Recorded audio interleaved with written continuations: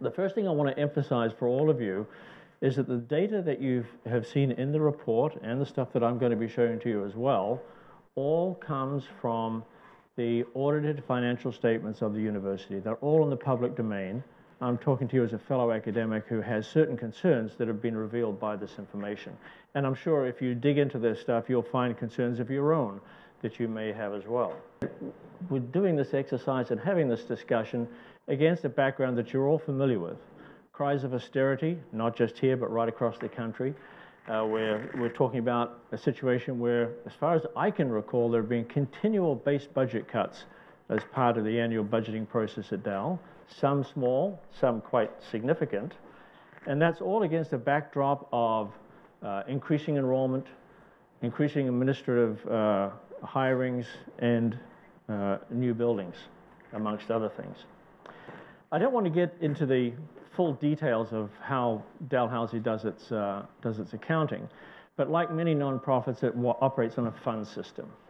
And there are 6 primary funds that Dalhousie uses, and there's a smattering of smaller ones, which are essentially just pots of cash for one purpose or another. And I'll be talking about at least one of those later on in this discussion. What I want to focus on is the operating budget, the operating fund. That's where the tuition fees go into, that's where the government grant goes into, and it is responsible for the day-to-day operations and functions of the university, including the academic mission. And that's where most of the action is, as far as I'm concerned. Now, within that fund, there are these so-called responsibility centers. They are academic, of course, that's essentially in support of the academic mission. Then there's academic support that deals with such things as IT, printing center, things which are ostensibly in support of the academic mission. Then we have administration in general, which is pretty much as the name applies, as also as facilities management. There is one for student services, which also has some administrative costs built into it as well. And then there's one called institution, and the primary role of that particular responsibility center is to accept all the money from the students and the government. So it's largely the income portfolio, and then that money is distributed to these other cost centers. So each of these individual ones accounts for its own revenues and expenses, and if there happens to be surpluses or deficits, those are handled by interfund transfers. Both within the operating fund and also external to the operating fund. And it's the external ones that we have to be most concerned about. And I'll reiterate this a number of times. When you have money transferred out of the operating fund as a result of these interfund transfers, it is lost for our use in terms of the day-to-day operations of the university. It can only ever be used for certain specific purposes. So this summarizes a bit of what David was saying in terms of just how Dalhousie is doing. The blue trace here represents the overall university surplus over the last 10 years from 2002 to 2012.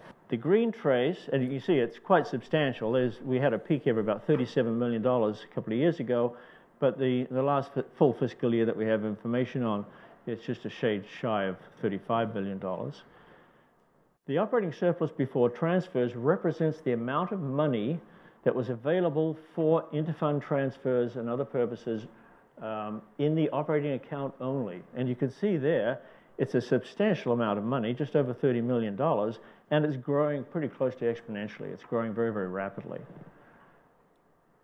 Some of this money is transferred out, and I'll talk about that later on, and some of it remains in the fund as operating surplus, which then gets transferred to another special fund, which I'll also mention later on down the road. But the bottom line is that these two amounts of money are lost for our purposes.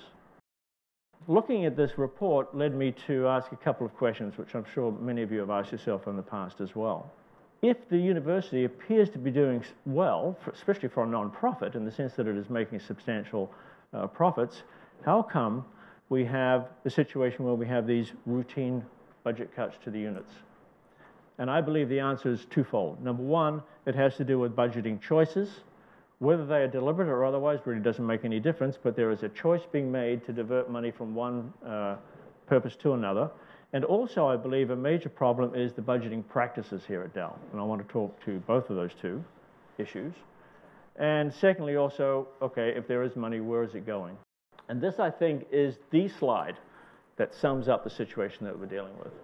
This simply represents the share as a percentage of the total operating fund revenue. That's all the revenue that comes into the operating fund, and our share, that is the academic mission share of that money over time.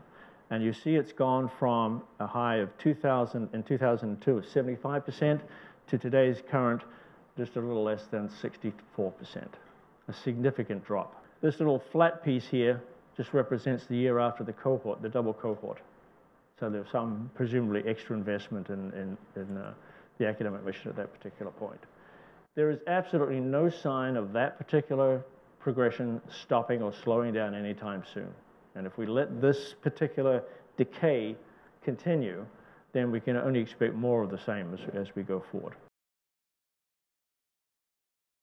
Now, you can do a little bit more of analysis on this and look at the other individual responsibility centers. And when you do that, you notice that, well, first of all, facilities management is kind of holding its own.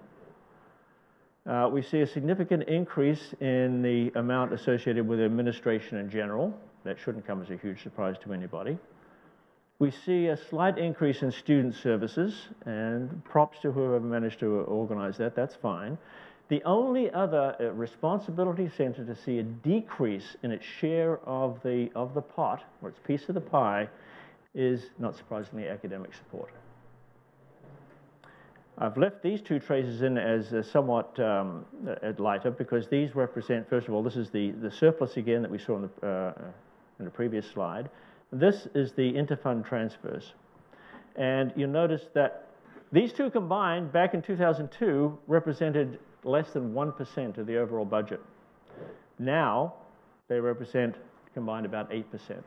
So there's been a pretty dramatic increase in the amount of money that's being transferred out of the operating budget for other purposes. My apologies a little bit for this slide. What I've done here is tried to show you who have been the big recipients of the increase in the operating revenue. It's fair to say that the amount of money that's been going into the operating fund has been on the incline, and that's this trace with the data points in it. So over the course of the last 10 years, compared to the base point of 2002-2003, there's about a 70% plus increase in operating fund revenues. And the other traces, those individual responsibility centers expressed as a fraction of that initial pot. So you can see, for example, that administration in general, an institution, student services, and facilities management have all done very well. They have increased at a rate which is in excess of the rate at which the overall revenues have been increasing. The only two responsibility centers that have not done that, not surprisingly, are the academic and academic support, and they're down here. So there are some conclusions we can draw from that. Okay, I've just restated here the increase in the revenue over the last 10 years is 71%. We only have a 48% and 49% increase in the academic areas, which represents a falling behind in terms of our piece of the pie, if you like. The administration, general, institution, and student services all increased by approximately 150%. And here's an interesting little piece of information. If you had let the academic responsibility center, if we had let that increase at the same rate that the revenues were increasing, then in the 2011-2012, there would have been $38 million more available for the academic mission of the university. That represents the amount of money that's being sucked out by comparison to the other units. I can't imagine we would have anywhere near the situations that we're facing now had that money still been in the budget. So what are the impacts of this? Pretty clear the impact is in academic staffing. Here we have a trace of the total DFA bargaining unit membership over that period of that 10 years, and you can see with apart from the slight maximum at 2006, that we have here a gradual decline over time from the maximum in 2006 of the numbers. And the interesting thing about it is when you look into those numbers, you find that the vast majority of that decline has come from the tenure stream faculty.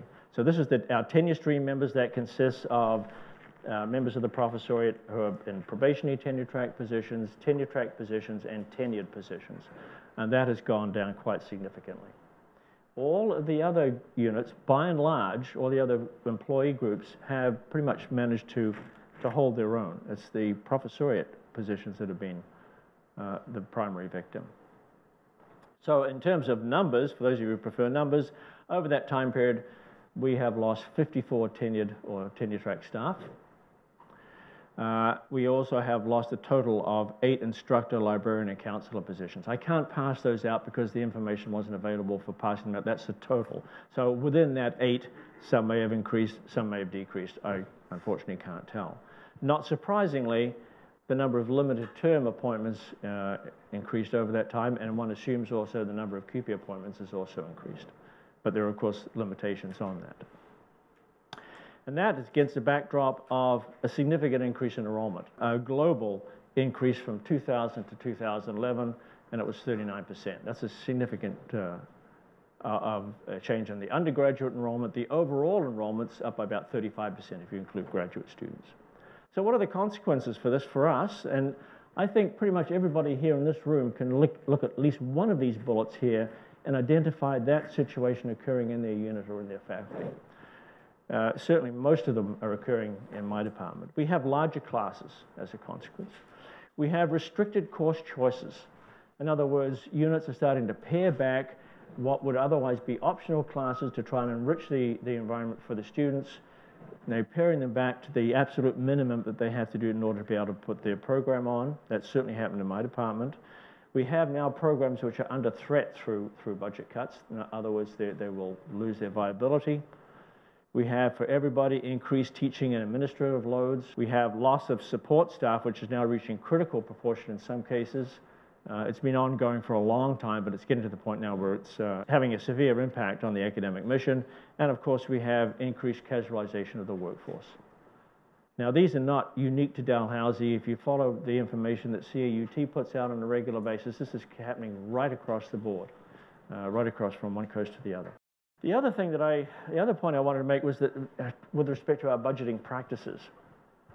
And as you well know, the Budget Advisory Committee is the organ primarily that's responsible for submitting a budget to the Board of Governors for approval. I don't have anything in particular to say about the Budget Advisory Committee themselves. They're doing the job as best they can with the information and the parameters that they have to work with. It's the process that I feel is at fault here. And if you have a flawed process, you're going to have a flawed result at the end of it, regardless of how well and conscientious the people are who enact that particular process. The process starts usually with a budget paper or a discussion paper around about December of the budget year, and typically that lays out the scenario which contains a significant deficit. So for example, for the last 4 years we have complete information for. The shortfall was $2.9 million, 3.7, 10.0, and 14.6. The next 2 iterations of that budget paper then refine it to the point where it's in balance, and they tweak the income, and they tweak the expenses, and most of the tweaking is, of course, done on the expense side. So in these same years, these were the base budget reductions that were expected on the part of the individual units, from $2.8 million all the way up to $7.9 million. And then looking back on the actual audited financial statements, you find that within the operating fund, we had these surpluses. So the units are required to cut back, but at the end of the day, when the actual money is accounted for, we find that there's significant surpluses in that same fund. And that's after interfund transfers. Before interfund transfers, you have an even more rosier picture. So what are the problems with the Budget Advisory Committee process? They don't get the full picture, okay? For example, here are the total university revenues of around about in the last year, just a shade shy of $600 million. Here's the operating fund revenues, which are a bit shy of $400 million, but the back revenues, that is the amount of money the Budget Advisory Committee gets to see and play with, is significantly less. It's just over 300.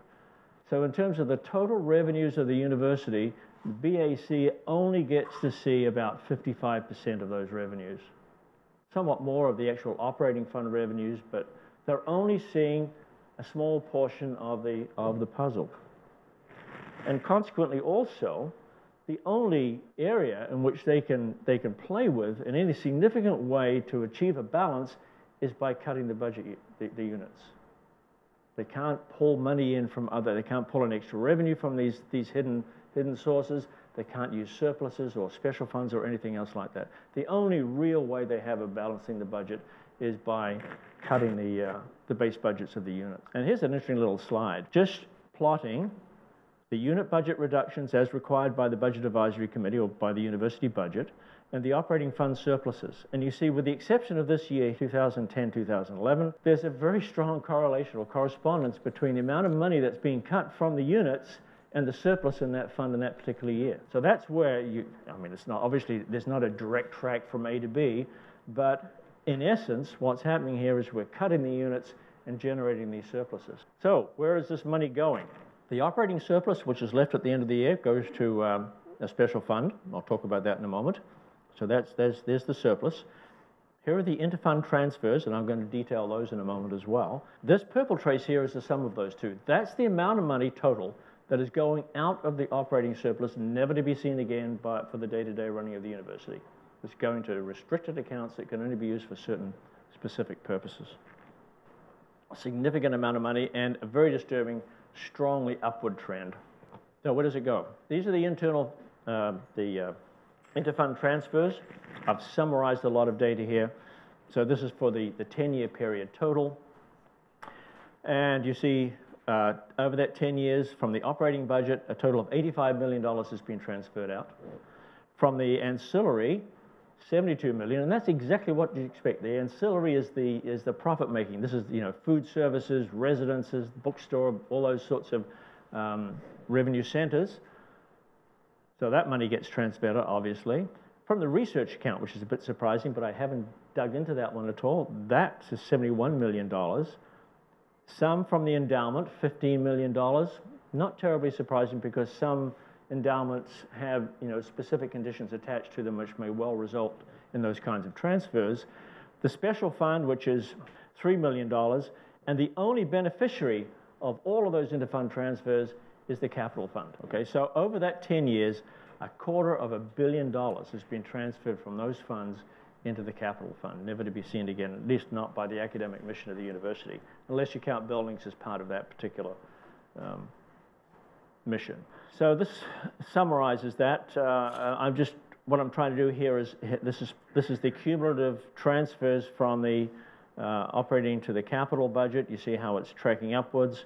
Here's the total transfers, and I'm just trying to illustrate here how, in fact, how the operating budget is a significant contributor to the overall transfers into the capital budget. The red one here is the cumulative operating surplus, and you can see once again it's showing the similar upward track. No sign of it tailing off at any point yet, and that is matched by the so-called restricted fund. This is a fund which, as the name implies, is restricted. It is under the control of the administration. It can only ever be used for projects that they decide to spend money on and one-time only expenses. It's now running at about $80 million. And a sizable amount of money in that particular fund has come from the operating budget. If, for example, a particular faculty has a number of unexpected retirements and runs an inadvertent surplus that year, that money will eventually percolate over into the special fund. If you don't use all of your DFA travel funds in any one particular year, that money will end up in that particular fund. It's taken away from the operating and put into this special restricted fund. So the conclusions that I had to come to, that we have been subject to a continual reduction in the proportion of the university's revenues that have been devoted to academic pursuits. The mere fact that we have those particular reductions have then allowed for the generation of operating fund surpluses, which tend to be on the increase, and those surpluses then have been transferred to both the capital and the restricted funds. And personally, I believe that it's our budgeting practices that have allowed this to get going and to continue.